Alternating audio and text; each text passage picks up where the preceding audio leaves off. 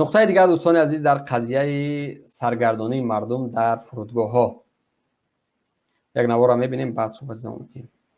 توک نیست یگون کس یگون چی انیق نمیگه. این مسافران در فرودگاه شهر دوشنبه درماندند. آنها یک هفته باز نمیتوانند به شهرهای گوناگون روسیه سفر کنند. اکثر آنها از شرکت هواپیمایی سیورنی ویتر چیپتا خریدند و منتظر پرواز هواپیمااند.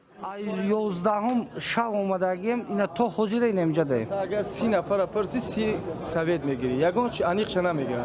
فقط وعدهشون میگه که این روز میشه پگا میشه این روز میشه پگا میشه و این اینجا دا گشتیم. یگون توک نیست یگون کس یگون چی انیق نمیگه. بعضی از مسافران که از منطقه‌های دوردست به دوشنبه آمدند از آن نگرانند که هر روزی ماندنشان در فرودگاه به وضع مالی آنها ضربه میزند. چه خواهیم موده اینجا؟ خود ما ایسینی کالخزوت آمده گیم اکم دو روز اینجا خواهیم. دینه آجو کوارتر رفتیم خواب کردیم. ساعت سمی دادیم خواب کردیم. سه باشید بلیط الیشکینی میرم کاغذ دختر الیشکینی میرم. این چند سم راه کیلو میشوه چند خجر از خود میشوه نیست. یگان کس جوابگر نیست دهی بیا برای الیشکی بیا تمام. پس از آنکه پرواز هواپیما سر وقت صورت نگرفته است، مسافران مجبور شدند دیگر باره معلوماتنامه تشخیص کووید 19 را دسترس کنند. وعده دادن که همین جایی که هست همین چیه همین خودش اینا همین احوال میره ایش به سومه مقصد ما را گرفتگیم گفتن که 100% ما جواب میگیم ما اینا رفتیم که گفتیم اینا نقش هست 150 سوم ما سوم قدیدیم کراتاشان گرفتیم بله از کجا گرفتیم احوال توفینا ما وعده دادن که دوم کراتاش به سوم که ما уже 330 سوم هم دو کاغذم و الکه از خود کردیم نمیگذره دیرون نمیگذره ایشان уже سروکش گذاشت نمیرو سروکش میگذره. کارجویان تاجیک پافشاری میکردند که مسئولان باید هر چیز زودتر تقدیری چیپتاهای در دست داشتهشان را شرح دهند. یک روز قبل سیراج عزیزوف رهبری نمایندگی سیورنی ویتر در تاجیکستان به رادیو آزادی گفت سبب بند ماندن مسافران در آن است که آژانسی اویاسیای نزد حکومت تاجیکستان به شرکت آنها اجازه پرواز نداده است. درست نظر بکنید دوستان عزیز. آژانسی اویاسیا شرکت های روسیه که چیپتا فروختن اجازه نداد. سببش میگن که گرانی چیپتا است دروغ است. اینجا سامان ایر موندگی است. مگر سامان ایر چیپتا ارزان است. چند هموطن شکایت کرد که تا 11-12 هزار سامان بلیط میخره. تجارت اویله تجارت خودی اویله رحمانوف تجارت به خاطر پول ده ها و صدها هموطن سرگردان است در فرودگاه روز تا بگه خواب اینها باشد در قصه این مردم نیستند. از روسیه تاجیکستان آمدن همین ظلم از تاجیکستان به روسیه رفتن همین ظلم. این مردم مگر چی جنایت کرد چی گناه کرد که در نزد شما اینقدر به قدر شد؟ گناه این مردم چی بود؟ چند سال دیگه باید همین مردم اینقدر عذاب بکشن؟ چند سال دیگه مردم در کوچه ها یگام نهاد یگام صاحب درک این مردم داره که چرا وقتی که چیپتا میگیره بیچاره از خود غازی ملک از خود رشت از خود پامیر میبیو برای پرواز ولی راه ها بسته. شرکت فضای هوایی تاجیکستان اجازه نمیده که هواپیما پرواز بکنه بیا تا مهاجر ببره. سببش گرانی میگه اما نماینده او شرکت میگه سبب اینه سببی است که ما را اجازه پرواز ندادن. یعنی میگه که ما بعد از یکم ماه دیگه میتونیم چیپتا را ارزان بکنیم. این چی معنی داره؟ چرا امروز ارزان شود بعد از او ارزان شود؟ در یک پرواز وقتی که کارشناسان حساب کردن $100,000 یک شرکت فایده به دست میگه در یک پرواز. میشوه که امروز غم مردم شما بخورین کرانتین است مردم پول نداره زندگی مردم سخت است بگذار $40,000 فایده بگیرید بگذار $20,000 شما فایده بگیرید. برای چی امروز اینقدر ظلم بالای ملت؟ برای چی؟ یک نوار دیگر من چند روز پیش دیدم دیروز بود مردم پیاده در جنگل های بلاروسیا به روسیه رفته ایستادن. کودکی 3 ساله 4 ساله آنها را چی مجبور میکنن؟ به هیچ روی زمین برای چی است که آنها مجبور میشوند که از تاجیکستان با راههای غیر قانونی با هر راهی روند بلاروسیا و از اونجا پیاده روند داخل روسیه در جنگل ها کودکی 3 ساله و 4 ساله و 5 ساله در سر کیف سمکه کودک ترک وطن میکنن. اگر حکومت ما سالم است، جای کار هست، مردم جای کار داره، چی لازم است در همین حالت وزمین سفر کردن؟ اگر جایهای کاری هست، برای چی گروه مردم در فرودگاه ها خوابن میخوان سفر بکنن؟ дар баробари северни ветер намояндагони ба онҳо низ иҷозаи парвоз надоданд ва ин амал боиси шудааст. ту кадаги буд аст оҷонси хатсайро ба хатсайро ҷавоби мактубро гардондагӣ намедонам чӣ ҳолат инҷа бо вай дорад ки то ҳамин рӯза иҷоза надодест. ҳам мусофирон ва ҳам намояндагони ин ду ширкат мехоҳанд оҷонсии авиатсияи гражданӣ масъаларо ҳар чӣ зудтар шарҳ диҳад. дар оҷонсии авиатсияи граждании тоҷикистон касе ҳозир нашуд ки мушкили мусофиронро шарҳ диҳад. дар ин ниҳод гуфтанд айни ҳол раҳбарашон дар ҷои درست فکر کنه که اگر مشکلات گرانی چپتا بود است و شرکت های خارجی شما راه ندادیم، برای چی مدیر شرکت، مدیر همون نهاد نمیبرو با مردم گپ زنه؟ برای چی؟ کار نیست و بدون اجازه او کسی حق ندارد در این باره صحبت کند. چی معنی داره این؟ بدون اجازه راهبر کسی حق نداره. مثل همون حکومت رحمانوف، مثل همون ساختاری که رحمانوف داره، همون چیز در تمام وزارت اداره هست. بدون اجازت راهبر هیچ نفر حق گپ زدن نداره. سخنگوتون برای چی است؟ مسئول دارین در هر یک نهاد برای چی است؟ در اینجا راهبر چی لازم وقتی که یک حرکت یک نهاد ساخته می شود؟ سخنگو داره. سخنگو مشورت بکنه برای مردم گپ زنه که چرا که امروز 10-12 روز میشه مردم در فرودگاه ها خواب است. یک بار دیگه گوش بکنیم این نکته را. намояндагони ин ду ширкат мехоҳанд оҷонсии авиатсияи гражданӣ масъаларо ҳар чӣ зудтар шарҳ диҳад. дар оҷонсии авиатсияи граждании тоҷикистон касе ҳозир нашуд ки мушкили мусофиронро шарҳ диҳад.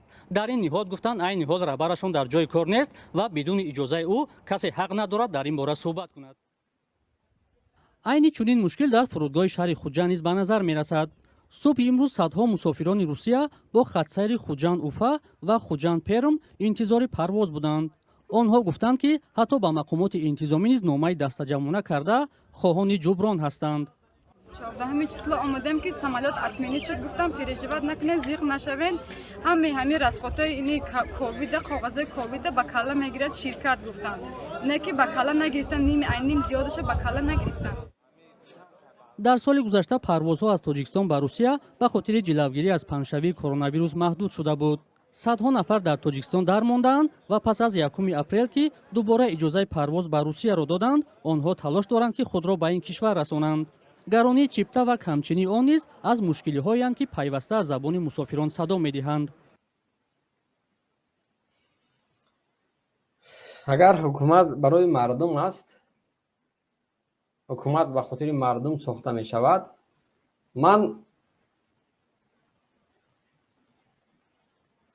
ман роҳбари ҳукумат ҳастам. мисол мебинам ки ман қобилияти кор таъмин кардан барои мардум дар дохили ватан надорам. заифам, нотавонам, лоақал ақл дорам. чӣ бояд кунам? марҳамат бубинед. хоб як мақоларо барои шумо бигзорам.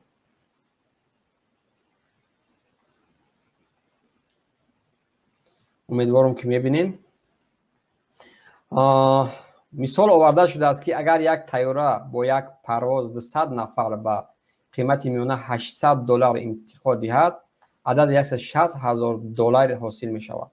این شرکت از این پول در تاجیکستان روزه $25,000 خراجات فرودگاه، $1,000 حق خدمتی ایرو نویگاسیا، $9,000 برای خرج ماموری و $20,000 دیگر برای ساعت پرواز سوزشواری پرداخت میکند.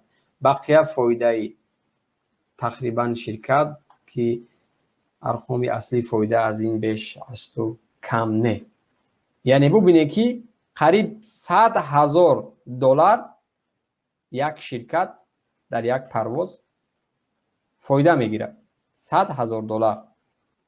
آیا نمیشه که حکومت تصمیم بگیره که بیاین در همین حالتی وزبینی که مردم قرار داره ما 100,000 دلار فایده نمیگیریم. این نهاد که ساخته شدی همیرا فایدهش بیا 50,000 دلار بکن، چیپتر ارزان بکن، فضا را آزاد بکن، بگذار خطسیرهای خارجی اگر ارزانتر از ما میبیارن میبرن. مثال سامان ایر شاید نفسش بسیار بالا است و دیگر 100,000 دلار میخواد، پایان بکن شرکت دیگر بیا مردم ما را ببره. که امروز ماه مای ایون ایول ماهای وزبین زندگی مردم است. اپریل مای ایون ایول برای چی؟ به خاطر مردم در تیرامو یک چیز جمع میکنه، از روسیه میبیو، خب یک زمین داره، یک کار داره، جمع میکنه، کارتوشکا است، سبزی است، در قشلاق جاها ذخیره میکنه برای زمستان. ولی اولی بهار مالی که بازار میره گران است، مالی نو گران است و دیگر اون چیزی که در زمستان داشت تمام شد. مردم نیاز به غذای سالم داره، مردم نیاز به یک غذایی داره که باید بخوره و حکومت حتی تا این درجه باید تصمیم گرفته باشه، تا این درجه باید بفهمه کدام ماهای وزبین است برای مردم. ما چون شهروند تاجیکستانیم همه ما شما میدونیم که در سرشوی بهار زندگی مردم عادتاً وزبین میشود. همه ما شما میدونیم چون زیادی مردم در تاجیکستان ذخیره‌ای که در زمستان بود تمام شد، خب باید روسیه رو باید پتن بکنه، باید اجازه نامه کاری بگیره، باید رو قرضی که برای بلیط گرفته است او را بده، 2 ماه 3 ماه دیگه مصروفیت هایی که روی دست داره اون نفر. پس مردم چی کار باید بکنه؟ حکومت کمک پولی برای هیچ یک عائله نداره. لااقل باید مردم یک راه سبکتر پیدا بکنه. وقتی چیپتای هواپیما را گذاشتین 1,000 دلار انصاف دارین ای به شرفا، ناموس دارین ای به خیردا، در حق مردم چقدر ظلم میکنین شما؟ شرم دارین لااقل در وجودتون که مردم بیچاره‌ای که با 1000 مشقت با 1000 مشکلات ها در بیسویدی در زمستان سرد زمستان تیر میکنه و در به یک روز نیک میخواد مهاجرت رو برای پدرش، برای فرزندش، برای عزیزش یک کاری بکنه، لااقل شما برای آنها سبکی بیارین ای به تمیز و ای به خردا. لااقل در حق همین مردم غریب مهاجر که خود در مقابل مرگ رو پرو میشوه، همون سری کلاهش میگیره، همون رگزکش میگیره، حتی شاید آخران ویداش با وطن باشه، مهاجرت میرود، شاید با مرگ رو برو شود. لااقل برای همونها شما یک کم ترک انصاف دارین ای به خردا، ای به فراستا. لااقل در یک وزارت، در یک کمیته نماینده مردم در پارلمان ای به شرفا، ای به ناموسا، انصاف برای شما هست؟ به خاطر چی شما نماینده مردم شدین؟ بار نشستین فکر غم این مردم خوردین. میرود در روسیه هر روز از طرف نظامیان روس زده می شود، تحقیر می شنود، دشنام می شنود. میرود در فرودگاه شما ساعتها خواب انتظاری می شود. شرم شما دارین؟ ساعت نرسید است که شما از همه اتاق خودتون دفع شوین از وظیفه های خودتون. صدای مرا وقتی میشنوین وکیلان مردمی، کسانی که در پارلمان نشسته اید، حرام است هر لقمه که در زن و فرزنداتون میتین، حرام است هر ساعت زندگی شما سیله مردم نمیبینین، رفت از در فرودگاه ساعت ها انتظار است، یک جلسه مخصوص برای مردم کردین، شما غمی مردم یک بار خوردین. شما شرم نمیکنین؟ از خدا لااقل نمیشرم؟ اگر مسلمان باشین، اگر انصاف، اگر شما را زن مادر زایده باشه، تولد که شیر انسانی خورده باشین، اگر شیر خر و خوک و دیگه خورده باشه، من براتون کاری ندارم، چون بخیرت هستین، چون بیناموس میشه اون نفر. ولی نفری که از مادر تولد شده، از شیر حلالی پاکی مادر خوردین، یک ذره، یک دقیقه، یک ساعت وقتتون صرف کردین برای این مردم مظلوم، این مردم بیچاره، این مردمی که ساعتها در هر دو حالت مظلوم است، چی در روسیه چی در تاجیکستان. برای این مردم رحم دارین شما؟